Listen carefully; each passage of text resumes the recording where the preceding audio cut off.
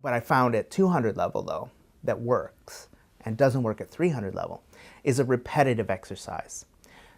When I introduce my semi-formative prerequisite testing to build up competence in the prerequisite material, the way I do that is we tell the whole course, the whole class, within 1 month of the term starting, that they're going to have a comprehensive test on everything that they were supposed to have learned to get into this course.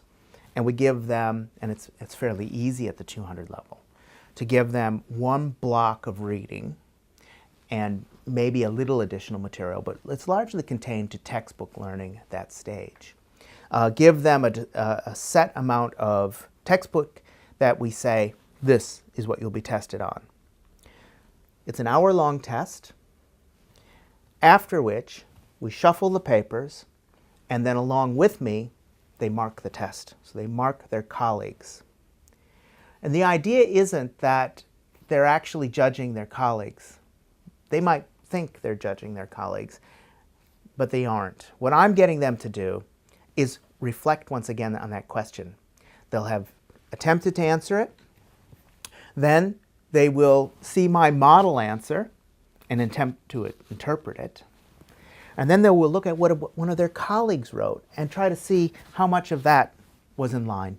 So it's 3 reflections in 2 hours.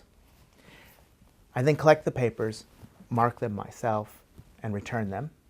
And the next week, they're given the same experience. So if they're unhappy with their mark, and something on the order of 80% of them are unhappy with their mark, which I'm pleased to see that 80% are unhappy with their mark, because it means they're motivated enough to be unhappy with their mark.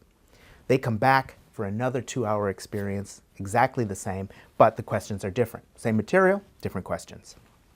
And we do it again. Now what I find is a huge improvement from the first test to the second test. A massive improvement. And because they're different questions, it means that it's a change in them, not a change in me. Well, that doesn't persist to the final exam.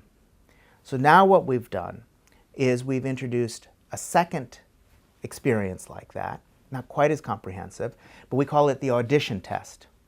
Towards the end of the class, we say, here's your first audition at taking a test with 200 level material, not 100 level material. Because a few weeks after that test, you'll have your final exam in a 200 level, and it's probably your first 200 level exam because we're a first semester course. They take the 200 level test, and their marks revert to about the first time they took the 100 level test.